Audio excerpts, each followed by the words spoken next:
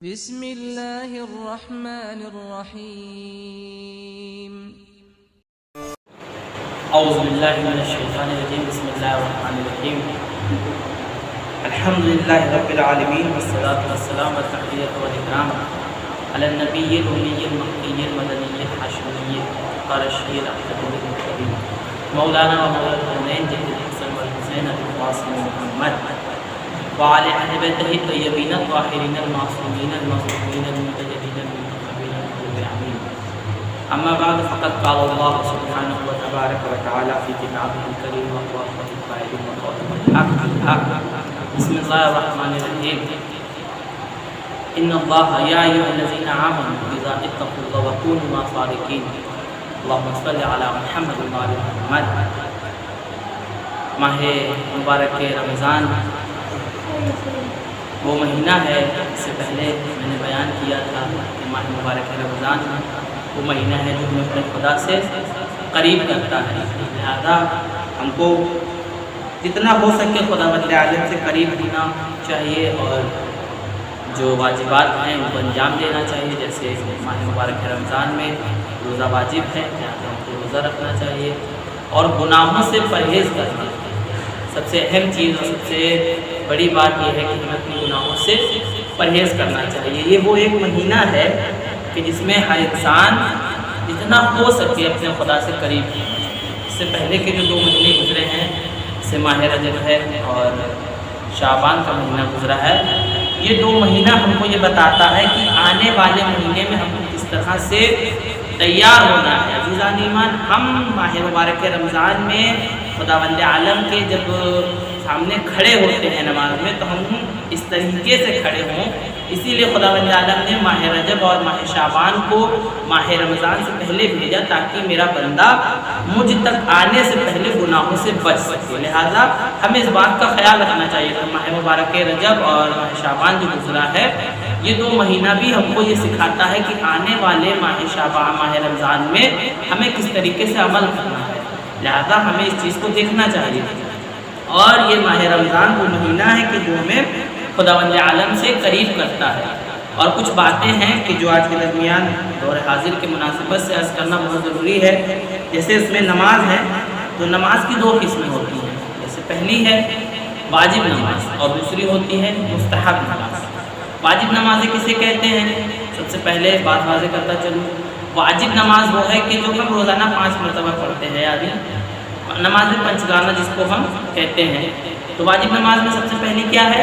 سب سے پہلی چیز ہے کہ جو ہم پڑھتے ہیں نماز صبح، اور پھر اس کے بعد نماز ظہرین ہے اور نماز عصر ہے اور نماز مغرب، نماز عشاء. لہذا یہ ہماری واجب نمازیں ہیں. اور پھر اس کے بعد کچھ ایسی بھی واجبات ہوتی ہیں کہ جو وقت آنے پر واجب ہو جاتی ہے. جیسے مثلا نماز میت. اب ہم نے کسی میت میں شرکت کی تو اب وہاں نماز میت پڑھنا واجب ہے. واجب کی بھی 2 قسمیں ہوتی ہیں، ایک ہوتا ہے واجب عینی، ایک ہوتا ہے واجب کفائی.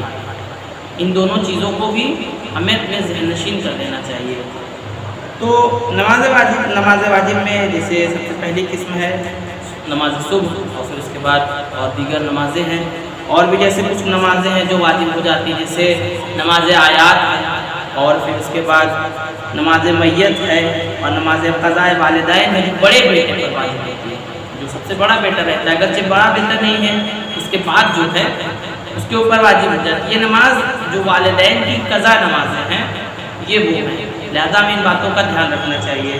اور مستحب نمازیں بھی بہت سی ہیں، لہذا وقت میں زیادہ گنجائش نہیں، لہذا بہت مختصر کرتے چلوں کہ ہم کو ان باتوں کا خیال رکھنا چاہیے کہ اگرچہ ہم واجب نمازوں کو ترک کریں گے اور واجبات کو ترک کریں گے تو خداوند عالم ہم سے جس طریقے سے خداوند عالم نے ہم پر رحمتیں نازل کی ہے. یہ ماہ مبارک رمضان رحمتوں کا مہینہ ہے. خداوند عالم چاہتا یہ ہے کہ میرا بندہ مجھ سے قریب ہو جائے، لیکن ہمارے اندر یہ ہے کہ ہم چاہتے ہیں کہ ہم خدا سے اس طریقے سے قریب نہ ہوں. لہذا ہم بہت سی واجبات سے پیچھے ہٹتے ہیں. لہذا ہم کو ان باتوں کا خیال رکھنا چاہیے کہ واجبات پہ عمل کریں. جتنے ہو سکے واجبات کو انجام دیں اور واجبات سے نہ ہٹیں، نہ پیچھے جائیں۔ لہذا ہمیں ان باتوں کا بہت زیادہ خصوصی خیال رکھنا چاہیے اور واجبات کو عمل دینا، واجبات پر عمل کرنا چاہیے، اور تمام کی تمام واجبات جو ہو سکے، جتنا ہو سکے ہم کو واجبات کو ترک نہیں کرنا چاہیے۔ لہذا ان باتوں کا خیال رکھیں۔ اور ماہ مبارک رمضان وہ مہینہ ہے کہ جس میں ہمیں گناہوں سے بچنا چاہیے۔ سب سے پہلی چیز ماہ مبارک رمضان جو ہم کو سکھاتا ہے، جس طرح سے ماہ محرم ہے کہ جو درس کا مہینہ جس کو کہا جاتا ہے، جس میں انسان معرفت اختیار کرتا ہے، جس میں انسان معرفت حاصل کر سکتا ہے، تو ماہ محرم جو ہے وہ معرفت کا مہینہ ہے۔ لیکن ماہ مبارک رمضان ہم کو خدا سے قریب کرنے کا مہینہ ہے۔ لہذا ہم خدا سے تبھی قریب ہوں گے جب ہم اپنے گناہوں سے بچیں گے، اور ہم دعائے قمیل میں یہ دعا مانگتے ہیں کہ بار الہ میری ان گناہوں کو بخش دے کہ جو تجھ تک میری دعاؤں کو پہنچنے سے روک دیتی ہے۔ لہذا ہم دعا تو ضرور مانگتے ہیں کہ ہماری ان گناہوں کو بخش دے، لیکن ہم ان گناہوں سے بچنے کی کوشش نہیں کرتے ہیں۔ حالانکہ خدا بند عالم بہت رحیم ہے، خدا ہماری گناہوں کو بخش دیتا ہے، لیکن ہمارا یہ فرض ہے کہ ہمیں خدا بند عالم کی طرف قدم کو آگے بڑھانا چاہیے، ان گناہوں سے بچنا چاہیے۔ لہذا گناہوں میں سب سے بڑا گناہ کیا ہے؟ سب سے بڑا گناہ یہ ہے کہ سب سے بڑا گناہ جس کو کہا جاتا ہے وہ ہے غیبت، یعنی کسی کی برائی کرنا، یہ سب سے بڑا گناہ ہے۔ اور رسول کائنات کی ایک بہت مستند ترین روایت ہے، اس میں رسول کائنات کے پاس ماہ مبارک رمضان کی مناسبت سے ہی تھا، لہذا میرے ذہن میں آ گئی ہے تو میں عرض کرتا چلوں۔ ایک شخص تھا جس کے 2 بیٹے تھے، اور اس کے دونوں بیٹوں نے روزہ رکھا۔ کم سنی کا عالم ہے اور ابھی بچوں کے اوپر روزہ واجب بھی نہیں ہے، کم سے کم لڑکوں کے لیے زیادہ تر جہاں تک کہا تاخیر واجب ہے جس پہ 15 سال کی عمر پہ۔ لہذا لڑکا جو تھا اس نے روزہ رکھا، بچوں نے دونوں نے، اور روزہ رکھنے کے بعد دن بھر بچے ہیں لہذا ادھر ادھر ٹہل رہے ہیں، گھوم رہے ہیں۔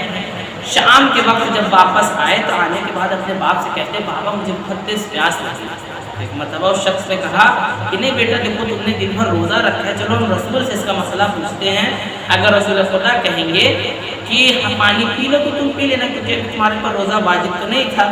تو وہ شخص اپنے دونوں بچوں کو لے کر رسول کی خدمت میں حاضر ہوا اور آنے کے بعد کہتا ہے یا رسول اللہ میرے دونوں بچوں نے روزہ رکھا، لیکن اب بچے ہیں اور دن بھر ادھر ادھر دھوپ میں تھے اور عرب کی گرمی ماشاءاللہ، تو اب بچوں کو جب پیاس لگ گئی تو اس نے کہا کہ یا رسول اللہ کیا ہم ان کو پانی پلا سکتے ہیں؟ تو رسول خدا نے دیکھا اور دیکھنے کے بعد کہا کہ تمہارے بچوں نے روزہ ہی کب رکھا ہے۔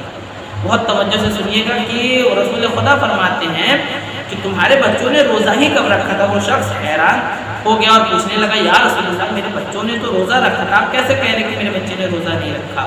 کہ تجھے میری بات پہ یقین نہیں ہے، تجھے میری بات پہ شک ہے؟ کہ نہیں شک نہیں ہے لیکن ذرا واضح کر دیجیے۔ تو رسول خدا نے کہا کہ جاؤ اور جا کر کے ایک تشت لے کے آؤ۔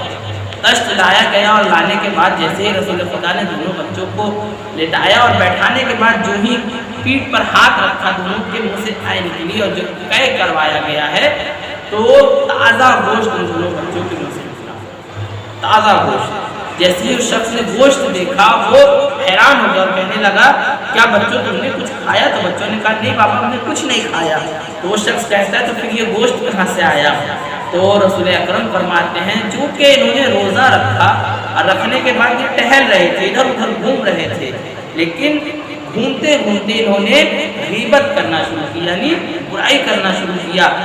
وہ ایک غیبت کر رہا تھا اور دوسرا غیبت سن رہا تھا۔ لہذا جو انسان غیبت کرتا ہے، بہت توجہ سنیے گا کہ جو انسان غیبت کرتا ہے وہ اپنے مردے بھائی کا گوشت کھاتا ہے، یعنی جو آپ کے گھر میں مر جاتے ہیں آپ ان کا گوشت کھاتے ہیں۔ لہذا غیبت بہت بڑی چیز ہے، ہمیں اس چیز سے سب سے زیادہ پرہیز کرنا چاہیے، دوسروں کی باتوں کو ادھر ادھر نہیں کرنا چاہیے۔ غیبت سب سے بری چیز ہے، لہذا ہمیں جتنا ہو سکے غیبت سے بچنا چاہیے، اور رسول اکرم نے بھی یہی بتایا ہے کہ غیبت سے جتنا ہو سکے بچو، کیونکہ غیبت جتنا کرنے والا حقدار ہوتا ہے اس سے دگنا زیادہ غیبت کرنے والا حقدار ہوتا ہے۔ لہذا ہمیں ان گناہوں سے بچنا چاہیے، اور بھی بہت سے گناہ ہیں انشاءاللہ وقت رہا تو بیان کیا جائے گا۔ السلام علیکم ورحمۃ اللہ وبرکاتہ۔